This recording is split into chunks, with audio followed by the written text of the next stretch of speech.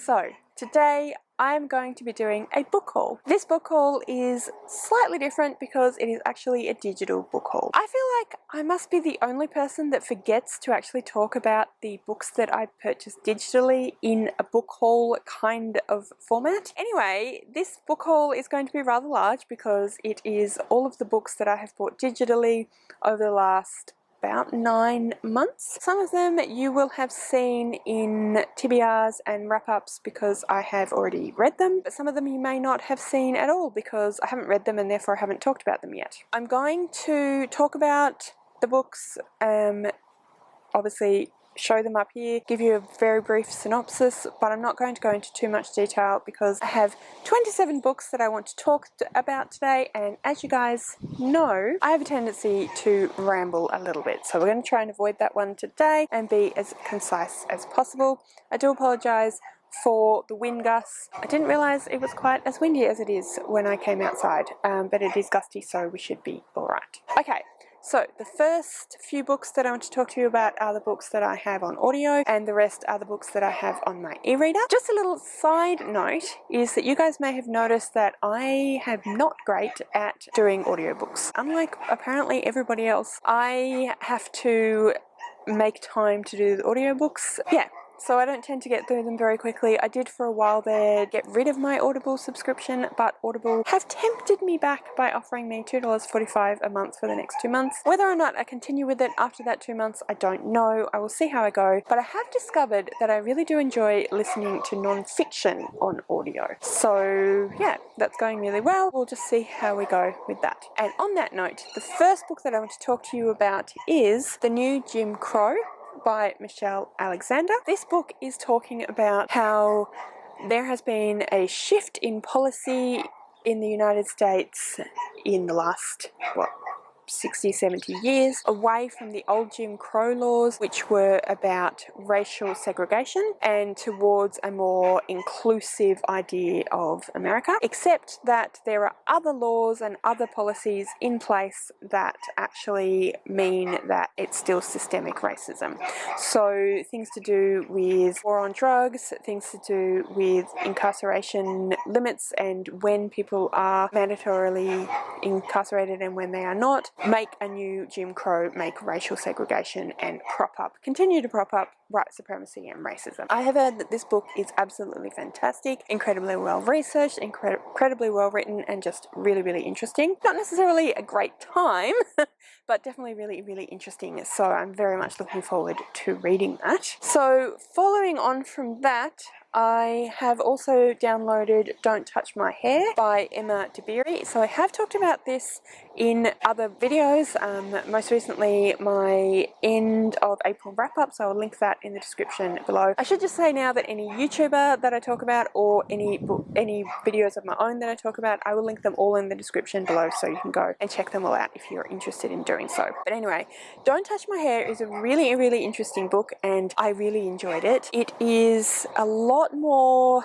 broad than the sort of description would have you think, so it's a lot more broad in terms of history and in terms of what she covers, but it's basically looking at racism, at white supremacy, at the way that racism is done in our society today, specifically through the lens of looking at how black women in particular, but black people's hair is perceived. It was really interesting, highly recommend, definitely worth a read, so definitely check that out. Another non-fiction that I downloaded on my phone onto Audible that I have also listened to and therefore I've talked about in previous wrap-ups that you should go and check out was Becoming by Michelle Obama. So this is about Michelle Obama's life in general. It does cover quite a bit of Obama's presidency, but it looks at that from Michelle's perspective and what that meant for her and her children and her career. But yeah, it's really interesting. It's also narrated by Michelle Obama, which I really enjoyed. Actually, so is Don't Touch My Hair, narrated by Emma Dabiri. Not 100% sure whether The New Jim Crow is narrated by Michelle Alexander. I don't think it is, but anyway, nonetheless. Those are the non-fictions that I have downloaded recently onto Audible on my phone. I also have downloaded Such a Fun Age by Kylie Reid. I downloaded this during the so it's coming up to a year ago, which was for the last round of, oh goodness, what's the readathon called? Used to be the booktube-a-thon. Anyway, Reading Rush, that's the one. The group book for the Reading Rush last year. I did download it and listen to it for the Reading Rush. I actually listened to it and read it, so I had it on e-reader and Audible. And yeah, it was really, really interesting. It is looking at performative activism. It is a fiction novel, and it basically, the first thing that happens in the book is that a young woman is the babysitter for a very well-off white family. She is black. One night she is asked to take her 3-year-old, I think, somewhere away from the house. So the main character does that, Amira. She takes the young girl to a supermarket, and people in the supermarket assume, because she's a black woman, that she's actually kidnapped this young white girl. The story kind of goes on from there, and yeah, it's about performative activism, it's about racism in America, and I enjoyed it. I thought it was really interesting, so there's that one. Okay, so the next book that I want to talk about is Grown Ups by Marian Keyes. Marian Keyes writes what would be termed chick lit, so contemporary novels about family, about women, about their lives and that sort of thing. This book is a similar book. Honestly, as you can probably tell, I don't know a huge amount about it, but I know that I enjoy Marian Keyes' writing, so at some point I will listen to it and I'm sure I will enjoy it. Then we have The Dry by Jane Harper. I have already read this and talked about this, I think, in my December wrap-up. Anyway, it's linked below. It is an Australian thriller mystery. We follow a detective called Aaron Fawkes. There's a kind of a 2 timeline happening. So we have him when he was a child or a teenager, and then him as an adult. He is a detective, and he's come back to his hometown because his best friend from high school has been, or has, it is thought, has committed a couple of murders of his family and also killed himself. Aaron is asked to look into it because his family, the best friend's family, don't think that he did this crime. So Aaron looks into it, but there is also a history with Aaron and his best friend to do with what happened when they were teenagers and a friend of theirs who died. So kind of following 2 different mysteries. I highly recommend. I think it's fantastically well written, really, really interesting. I really like Jane Harper as an author, and I'm really looking forward to reading some more of her books. So the next book that I have is A Christmas Carol by Charles Dickens. I've mentioned before on this channel, so you may know, but I'm not a massive fan of Charles Dickens, but I did watch The Muppets Christmas Carol and really, really enjoyed it, so I thought, you know what, let's give it a try, why not? So this is a classic, as you know, and it is about a man who, he hasn't cared about anyone around him. He's amassed all this wealth and all these people are in poverty, and he just goes about his day and doesn't care. And then one day he is visited by the ghost of Christmas past, present and future, and he's shown an alternative way of life, and he comes to a different way of thinking about the world. And yeah, it was good fun, so I'd like to read it. And then the final book that I have on audio is another book that I also have on my e-reader, and that is Frankenstein by Mary Shelley. I downloaded this initially in my e-reader because I was reading it for my in real life book club, Book Into Movie Club. I just got to the point where it was actually the day we were going to have the meeting and watch the movie, and I hadn't finished the book, so I downloaded so I could listen to it on audio while I got stuff ready, cooking stuff for the day. Yes, so it is another classic. If you don't know the story of Frankenstein, then I'd be very surprised, but basically it is about Frankenstein, who is a scientist, and he thinks that he can create a person, and he does, and it's about what happens as a result of that and the fallout of him creating life. It's really gothic, really interesting, well written, but kind of, I often find that sort of classic where it's like meant to be horror or gothic is a lot more very different from what you'd expect.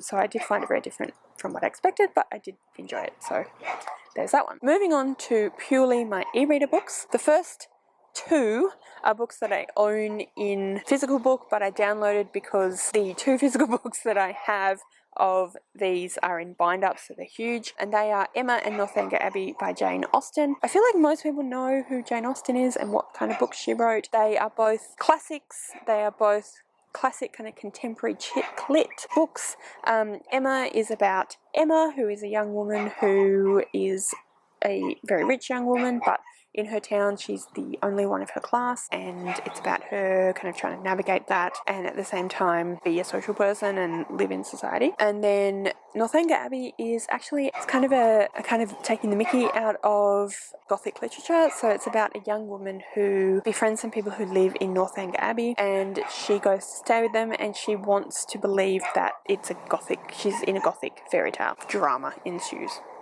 Did enjoy that one as well. The next book is An Enchantment of Ravens by Margaret Rogerson. I don't know a huge amount about this one. As far as I know, it is a young adult fae book. So I believe that it is about a young woman commissioned to make a painting or do a painting of a fairy lord, and something about the way that she paints this fairy lord is not particularly appreciated, and so she gets herself into trouble and has to end up going to the fairy kingdom, and it gets embroiled in this war, and drama and stuff happens.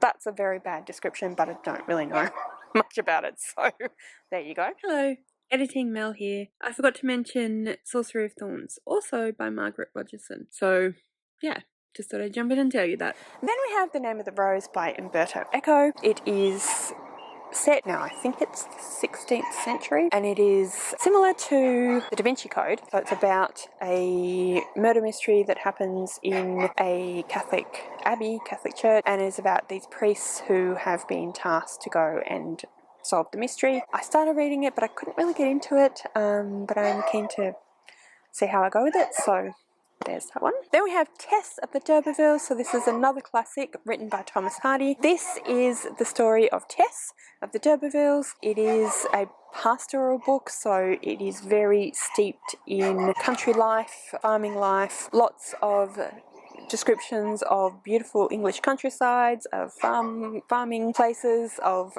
farm work, but it is the story of Tess, and ultimately it's a tragedy, but there's a little bit of a love story in there as well, and yeah, it's just Tess's story basically. Then we have Reflection by Elizabeth Lim. This is a book that is one of the Twisted Tales, Disney Twisted Tales books. So it is a retelling of Mulan. So it is imagining that Mulan is one of her generals dies, and she goes into the underworld to try and bring him back from the underworld because she doesn't think that he should have died and she wants him back. I only got halfway through the book. I felt like it was very surface level, and I mean, it was fun to read while I was reading it, but I didn't want to go back to it very much. But anyway, like I've said before, if you want my further thoughts, I'll link that in the description. Also, the wrap-up where I talk about that. So now we have a book that I haven't read, and that is Dry by Neil Shusterman and Jared Shusterman. I know basically nothing about this one. I think it is a post-apocalyptic dystopian novel, but that's basically all I know about it. I've been intending to try something by Neil Shusterman for quite some time, pretty much since I started being involved in Booktube and watching Booktube. When I started really getting into watching Booktube, which is about 2 years ago now, Scythe and that trilogy was really popular and people were talking about it all the time. Still haven't got around to reading that yet either, and I haven't read Dry, but yeah, it sounds interesting. I did initially download it because I intended to join in with Chloe from Chloe Reads Books' book club with her friend Brittany's, the Sisters Approximate book club. I've been meaning to join in with their book club for like over a year now, and I just keep forgetting, and I know that's terrible, but whenever I make a TBR, I just sort of forget about that book club. So if you're watching this, Chloe, I'm very sorry. At some point, I will join in. I really will. But that is why I downloaded it, but I didn't read it. But I still will at some point. Okay, the next book is another book that I have read, and that is The Deep by Rivers Solomon. Again, if you want my full thoughts, I will link the wrap-up where I talk about this one. I did read this for Becca's Bookopoly, so I'll link the vlog as well where I talk about that in a bit more detail. This is a paranormal alternative history kind of book. So it is imagining that women who were in slave ships who were pregnant and then cast overboard because of being pregnant, imagining that they still had their babies, but the fact that they were thrown overboard changed the babies and made them into kind of mer people, but not your like aerial mer people. And yeah, it's kind of very strange. I did enjoy it, but I find it, I'm not really sure how to describe it, but I definitely would recommend. It's really, really interesting. It's a little bit of a kind of, yeah, paranormal, science fiction-y kind of book, a bit of literary fiction as well, I would say. So if any of that sounds interesting to you, I definitely would highly recommend. The next book is another book that I've read. I read this with Cece from Cece's Reading Journey. She has a regular series on her channel that she does with other booktubers called Free Book Friday. A bunch of the books you can get for free on Kindle. She and another person read, and then they have a bit of chat about it, and then she films that, and then yeah. I will link her playlist of that in the description below. You should go and check them out. They're always really interesting. So I read Bishop's Honour by A.R. Shaw with Cece. For a full description of what we thought of that, as I said, that video where we talk about it together will be in the description below. It is another post-apocalyptic, well, it's not even post-apocalyptic, it's while the apocalypse is happening story. There were elements that I liked, there were elements that I didn't love. It takes place in roughly modern day in North America, and it's to do with climate tragedies, so yeah. Alright, so as you guys probably know, Connor and I read a Curse So Dark and Lonely earlier this year by Bridget Kemmerer. That was a book that I had downloaded onto my e-reader quite some time ago and hadn't read. I did enjoy it. I thought it was really interesting. It is a Beauty and the Beast retelling, so we follow Harper, who is a young woman from modern day Chicago, no, Washington. She is kidnapped by Gray, who is the kind of manservant captain of the guards of Prince Ren, and Prince Ren has been cursed so that all sorts of badness ensues, and Harper is kidnapped from our world into the world of where Ren is, and the idea is that he keeps kidnapping women and so that they'll fall in love with him, and that will break the cycle. Harper is the latest of those. Yeah, it's interesting. I enjoyed it. Definitely keen to read the rest. So to that end, I have downloaded A Heart So Fierce and Broken and A Vow So Bold and Deadly by Bridget Kemmerer, which are the next two books in the series. As far as I am aware, A Heart So Fierce and Broken follows Gray and his storyline, and then A Vow So Bold and Deadly goes back to Harper and Ren. But I haven't read them, so I'm not 100% sure. But yeah, it follows a Beauty and the Beast story. Next up, we have The Pale Dreamer by Samantha Shannon. I have The Bone Season, which is the first book in the Bone Season series by Samantha Shannon. As you guys know, I read The Priory of the Orange Tree at the beginning of last year and absolutely loved it, and I was like, I've got to get everything Samantha Shannon has ever written. So to that end, when I found The Bone Season in a local secondhand bookstore, I jumped on it. I started reading it in December and I just wasn't in the right headspace for it, so it just really wasn't speaking to me, but I could kind of tell that it would be something I would be vaguely interested in, but I also found it kind of confusing. That could also have been my mood.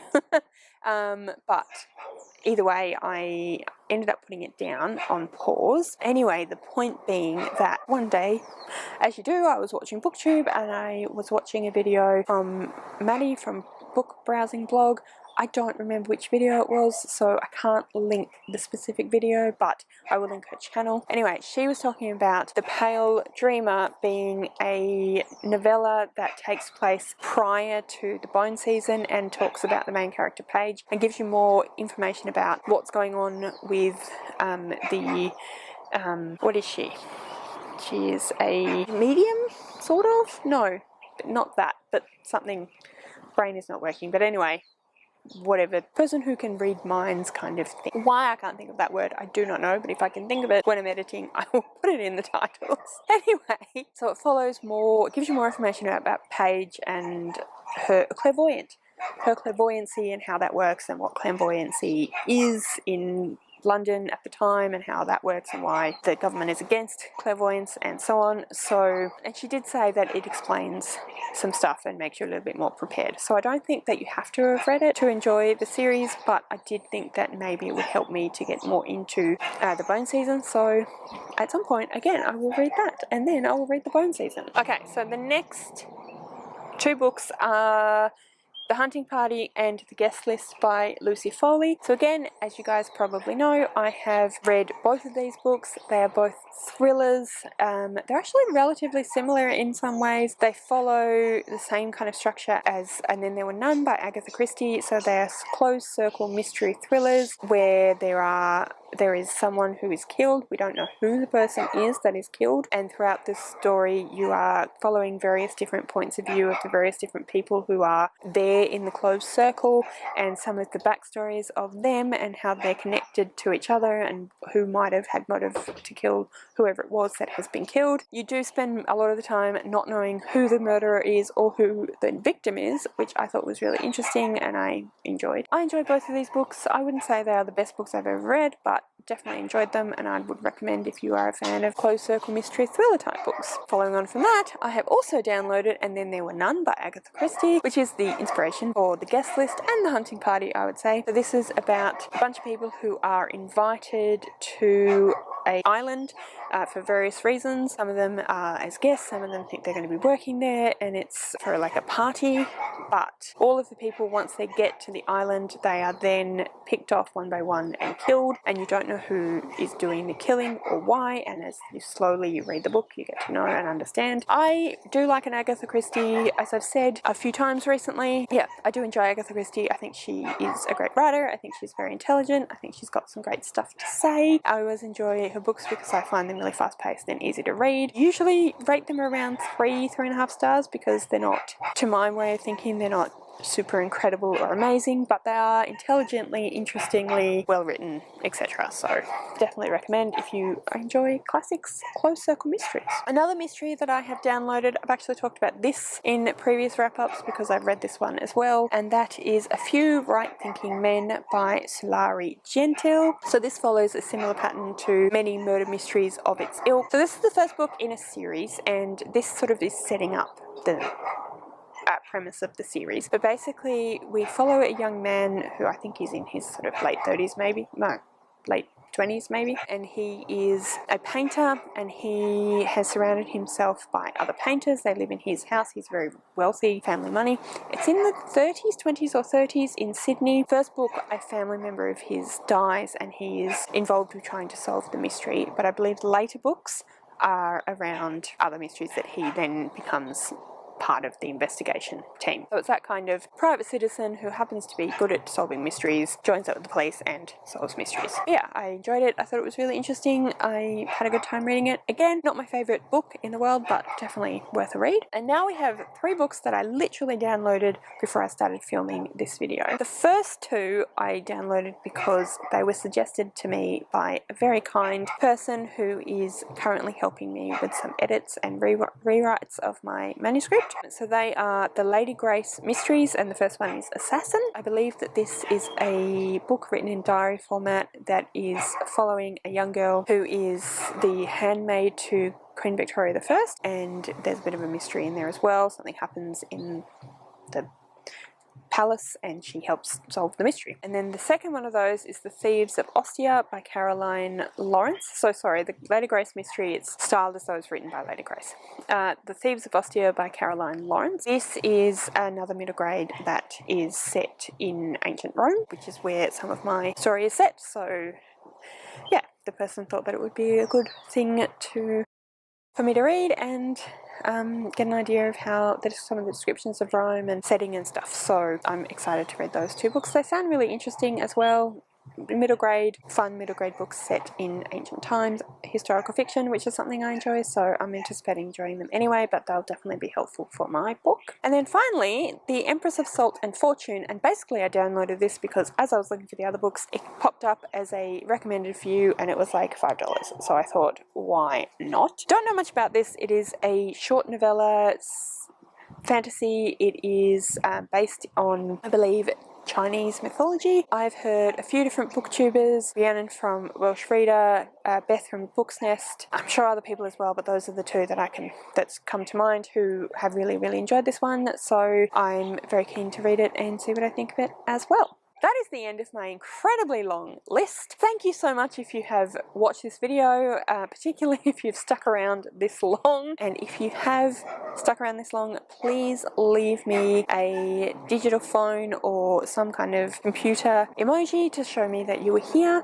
and that you stuck around this long. If you have any comments on any of the books that I've talked about here, or you have any suggestions of books you think I might like, then please do comment below and let me know. I'd love to have a chat with you about all of those things. And yeah, thank you so much for watching. I really do hope that you enjoyed this video, and I'll see you next time.